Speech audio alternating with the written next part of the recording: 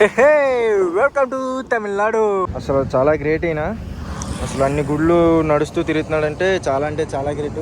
ఆ వీడియో నువ్వు తీసావు కదా, నేను నెంబర్ చెప్తాను, ఆ నెంబర్కి పెట్టు అని అంటున్నాను. ఇదిగోండి ఆయన చేయి మీద నెంబర్ రాస్తున్నారు. తిరుపతి అయితే ఇక్కడ నుంచి 72 కిలోమీటర్లు అంట రైట్ సైడ్కి వెళ్తే. అందులో మూవీ చూస్తే మామూలుగా ఉండదు ఎక్స్పీరియన్స్. వి ఎపిక్ థియేటర్ అనమాట ఈ థియేటర్ నేమ్. ఫుడ్ అయితే రోటీ ఉన్ను కడాయి పన్నీర్ అయితే ఆర్డర్ ఇచ్చాను. అలా 250 రూపీస్ అనమాట. ఇది చెన్నై 52 కిలోమీటర్లు, తూతుక్కుడి 645 అంట. ఏ hi guys, this is Harikrishna. Welcome back to our channel the traveler Hari. Guys ఈరోజు చీపురుపల్లి టు కన్యాకుమారి రైడ్లో డే 9 అనమాట. ఈరోజు గూడూరు నుంచి సూలూరుపేట వరకు అయితే రైడ్ చేస్తున్నాను. ఇది చాలా చిన్న రైడే, చాలా తక్కువ డిస్టెన్స్ ఉంది. ఎందుకు తక్కువ డిస్టెన్స్ చేస్తున్నాను అంటే యాక్చువల్లీ ఈరోజు బార్డర్ క్రాస్ అయిపోతాం అనుకున్నా. కాకపోతే నేను బార్డర్ క్రాస్ అయ్యి ఒక 10 కిలోమీటర్స్ డిస్టెన్సే వెళ్తాను ఒకవేళ దాటాలనుకుంటే.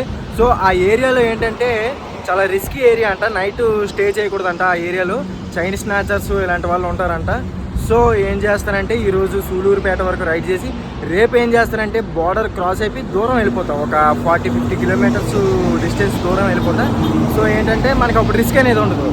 ఇది నాకు ఎలా తెలిసిందంటారా, వేరే రైడరు కన్యాకుమారి ఆల్రెడీ రైడ్ చేస్తున్నారు. కన్యాకుమారికి నియర్లీ 200 కిలోమీటర్స్ డిస్టెన్స్లో ఉన్నారు. ఆయన చెప్పారు, ఆయన కూడా సేమ్ ఇలాగే చేశారంట. సో బ్రో నువ్వు 1 డే వేస్ట్ అయినా పర్లేదు కానీ నువ్వు మాత్రం జాగ్రత్తగా రా, అలా చేయకని చెప్పారు. సో ఇప్పుడైతే నేను గూడూరు నుంచి బయటకు వచ్చేసాను. నేషనల్ హైవే పైన అయితే ఉన్నాను. ఇప్పుడే బ్రేక్ఫాస్ట్ అయితే చేశా. ఇంకా మనం సూలూరుపేటకి అయితే ఈరోజు రైడ్ చేయబోతున్నాం. ఈరోజు డే 9లో మన విషయాలన్నీ మాట్లాడుకుంటూ మొత్తం ఈరోజు ఎలా గడుపుతున్నానో, ఈరోజు రైడ్ ఎలా జరగబోతుందో ప్రతి ఒక్కటి చూపిస్తాను, చూసేయండి. ఇక్కడ ఏదో సర్వే అవుతుంది కార్లో, మరి గూగుల్ మ్యాప్తో తెలియదు ఏదంతో తెలియదు. రోడ్డు చూసారా, ఏదో రోడ్డు సర్వే అయితే అవుతుంది. మనం స్టార్ట్ అయితే అయిపోద్దాం. బాయ్ బాయ్ గూడూరుకి బాయ్ చెప్పేసాం. అబ్బా వాతావరణం అయితే చల్లగానే ఉంది, ఎండెక్కినా సరే. మొత్తానికి వర్షాలు తగ్గిపోయాయి. గూడూరు నుంచి బయటకు వచ్చేసరికి 4 కిలోమీటర్స్ పట్టింది నాకు. నేనేదో 10 కిలోమీటర్స్ ఉంటుంది అనుకున్నా. బాగుంది. హైవే మెయిన్ రోడ్లో అయితే వెళ్ళట్లేదు, సర్వీస్ రోడ్లో వెళ్తున్నా. వీలైనంత వరకు సర్వీస్ రోడ్లో రైడ్ చేసుకుంటేనే చాలా సేఫ్ అనమాట. ఎందుకంటే మెయిన్ రోడ్లో వెహికల్స్ చాలా ఫాస్ట్గా వెళ్తాయి, లారీలు కానీ కార్స్ కానీ. ఏం చెప్తాం, మనం బాగానే వెళ్ళినా సరే వచ్చేవాళ్ళు బాగా రారు కదా. సో ఆ రిస్క్ ఎందుకనేసి సర్వీస్ రోడ్ అవైలబిలిటీ ఉన్న ప్రతి చోట నేను సర్వీస్ రోడ్డే కొడుతున్నా, అది ఎలా ఉన్నా సరే. బాగుండే ఇంకా సూలూరుపేట. ఇక్కడ స్వామీజీ కనిపిస్తున్నారు కదా, ఆయన నడుస్తూ రామేశ్వరం నుంచి పూరి వెళ్తున్నారు. ఏ సైడ్ కూర్చున్నారు కదా, అడుగుదామని అలా వచ్చా. కాశీ, బద్రీనాథ్, ఇంకా ఏం చెప్పారు, కేదార్నాథ్ జ్యోతిర్లింగాలన్నీ నడుస్తారంట ఆయన. బుర్రబాడు నాకు.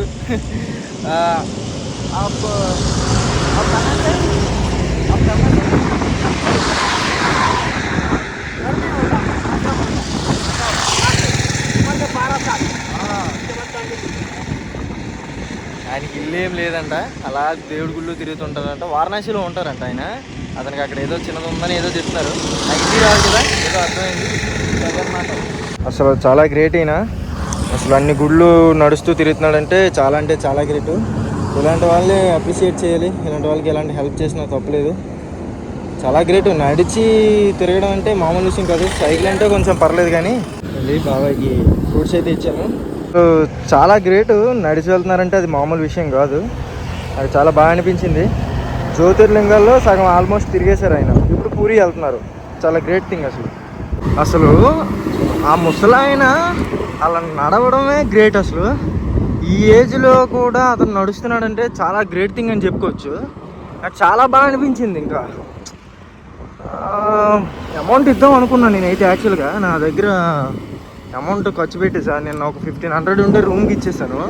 మరి ఫోన్పేలో ఉన్నాయి కానీ మరి ఎలాగా ఇస్తాను, అందుకే ఫ్రూట్సే ఇచ్చా. కానీ నాకు చాలా బాగా అనిపించింది. నడవడం అనేది అసలు గ్రేట్ థింగ్ యాక్చువల్లీ. అందులో ఈ వయసులో ఆయన నడుస్తున్నాడంటే చాలా గ్రేట్ థింగ్.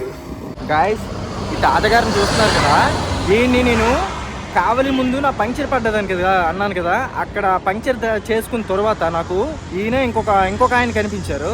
సో ఈయన నాతో పాటు సరిసమానంగా నడిచేస్తున్నాడు. అసలు నేను రికగ్నైజ్ చేయలేదు, ఏదో మామూలుగా నడుస్తున్నారేమో అనుకున్నా. కానీ ఇప్పుడు ఈ గూడూరు దాటి ఇక్కడికి ఆ బాబాని దాటి వచ్చాక ఈయన నాకు కనిపించారు. చాలా బాగా అనిపించింది. ఎక్కడి నుంచి ఎక్కడికనంటే ఉత్తరాఖండ్ గంగోత్రి నుంచి రామేశ్వరం వరకు నడుస్తున్నారంట. అంత గ్రేట్ థింగ్ చూడండి. ఆ వయసులో చకా చకా చకా చకా నడుచుకుంటూ పోతున్నారు. ఆయనకు కూడా పళ్ళు ఇచ్చాను నా దగ్గర, నేను కొనిచ్చారు కదా ఒక ఆయన, ఆయనకు 2 ఈయనకు 2 ఇచ్చాను. శుక్రియా బహుత్ బడాజీ బహుత్ బడా. ఇలాంటి వాళ్ళండి మనం గుర్తించాలి. నాకు తగినంత సాయం చేశాను అంతేనండి. నాకు చాలా ఆనందంగా అనిపిస్తుంది ఇలాంటి వాళ్ళతో మాట్లాడడం అనేది.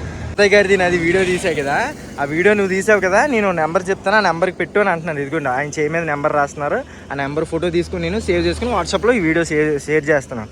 ఆయన చాలా సంతోషపడుతున్నారు వీడియో తీసేసరికి. ఇదిగోండి నేను ఇప్పుడే వాటర్ బాటిల్ తీసుకున్నా, ఇది కూడా ఆయనకి ఇచ్చేస్తాను. అడిగాను ముందు తీసుకుంటా అన్నాడు, కానీ నడుస్తున్నారు కదా పాపం, అలసిపోతారు ఈ మధ్యలో. నేనంటే సైకిల్ తొక్కుంటూ వెళ్ళిపోతాను, సో పర్లేదు నాకు. ఈ ఫోటో తీసుకుని ఇదిగోండి లేదు ఓకే, అది తీసుకుని ఇప్పుడు ఆ నెంబర్ తీసుకుని అతనికి వీడియో షేర్ చేస్తా. ఆయన నాకు నెంబర్ ఇచ్చారు కదా, ఆ నెంబరు వాళ్ళ తాలూకు వాళ్ళు కాదంట, వాళ్ళ ఆశ్రమం అంట. వాళ్ళ ఆశ్రమంకి ఆయన వీడియోస్ ఫోటోలు పెట్టమంటున్నారు. ఫోటోలు కూడా తీయమన్నారు, తీశాను. ఫోటోలు కూడా పెడతా ఆయనవి. చాలా బాగా అనిపించింది, బాగుంది. నడవడం అంటే మామూలు విషయం కాదండి బాబోయ్. సైకిల్ దొక్కుతుంటేనే రక్తాలు చిందిస్తున్నాయి ఇక్కడ. నడవడం మామూలు విషయం కాదు, ఆ వయసులో నడవడం ఇంకా మామూలు విషయం కాదు. మోకాలు ఎరిగిపోతాయి తెలుసా. ఎక్కడ గంగోత్రి నుంచి నడుచుకొని వస్తున్నారు ఆయన. బాబోయ్ చాలా గ్రేట్ థింగ్ అండి. బాబా ఆ వరి పంట చూడండి, ఇక్కడ ఏంటో అప్పుడే వరి పంట ధాన్యం కూడా పుట్టిసే భలే ఉంది. ఇటు సైడ్ విజయనగరం సైడ్ అయితే ఇంక ఇప్పుడు వరి నాట్లు వేస్తారు. ఇంకా ఇక్కడ అప్పుడే వరి ధాన్యం వచ్చేసాయి అన్నమాట. చూడండి సీనరీ ఎంత బాగుందో, భలే ఉంది కదా వరి పంట. అది నవంబర్ డిసెంబర్లో చూడాల్సింది ఇప్పుడు చూసేస్తున్నాను నేను వరి పంట. భలే ఉంది. బ్రో వాళ్ళు హాయ్ చెప్తున్నారు. Hi bro. రోడ్డు అయితే స్ట్రైట్గా ఉంది. సూలూరుపేట 32, చెన్నై 111, మధురై 561, తిరుచిరాపల్లి 430. ఇది మ్యాటర్ ఇలా ఉందన్నమాట.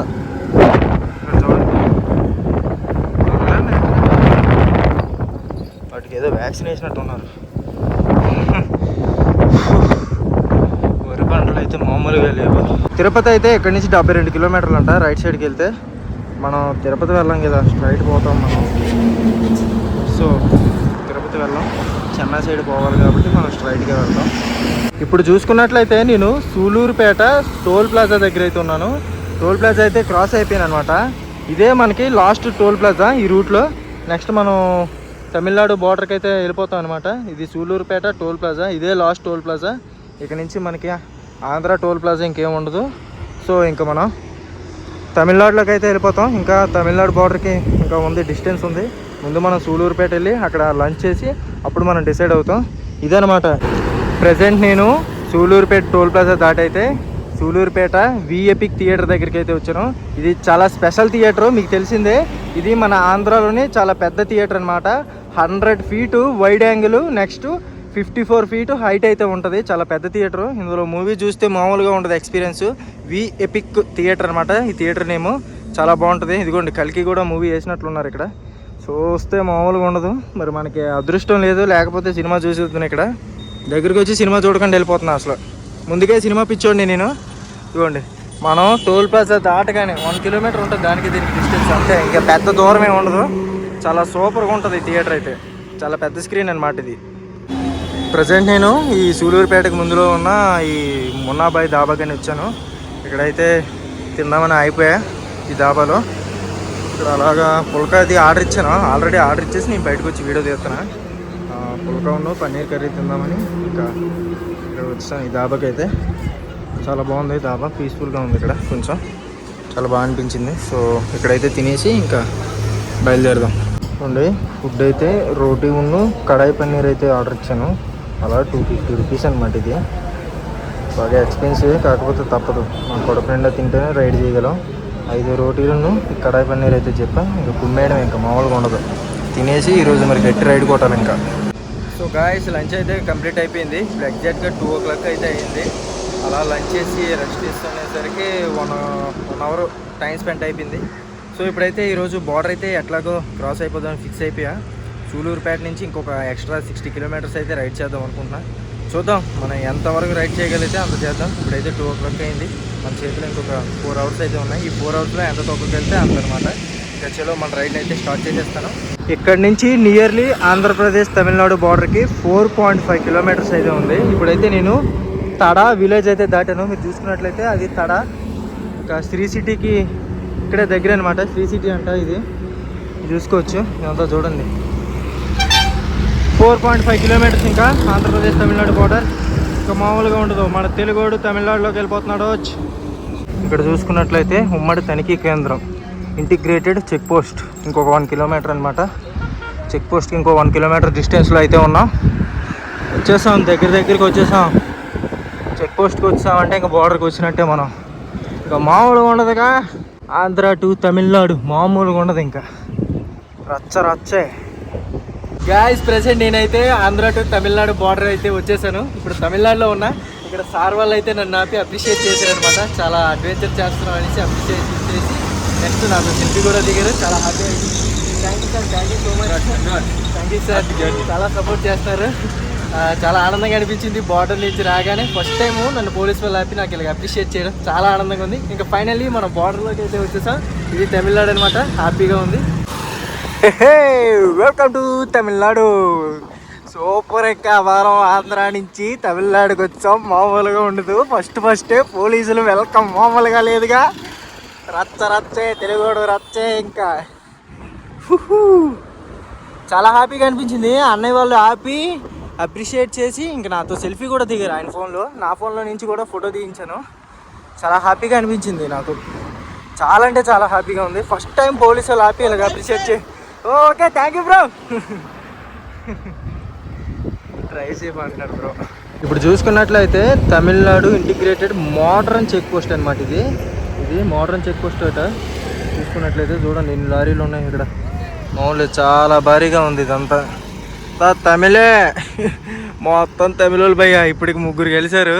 వాళ్ళు తమిళ్లోనే మాట్లాడారు. నాకేం అర్థం కాలే, మరి ఏం చెప్పలేకపోయా. ఇంకా చూసుకున్నట్లయితే చెక్ పోస్ట్, ఇది చెక్ పోస్ట్ దాటేశాను. ఇంకా ముందుకు వెళ్ళాలి. మన డెస్టినేషన్ ఇంకా 40 అంత ఉంది. చూడాలి స్టే ఎక్కడ దొరికితే అక్కడ ఆగిపోవడం. ఇంకా డెస్టినేషన్ అంటూ ఏం లేదు. మొత్తానికి తమిళనాడు బార్డర్లోకి వచ్చాం. ఈరోజు నైట్ స్టే ఎలా ఉండబోతుందో, నైట్ మన వ్యాపారం పత్తి వ్యాపారం మొత్తం మీకు చూపిస్తాను. చూడండి స్కై అయితే మామూలుగా లేదు. ఎండలు కొడుతున్నాయి, మామూలుగా లేదంతా. చూడండి భలే ఉందిగా.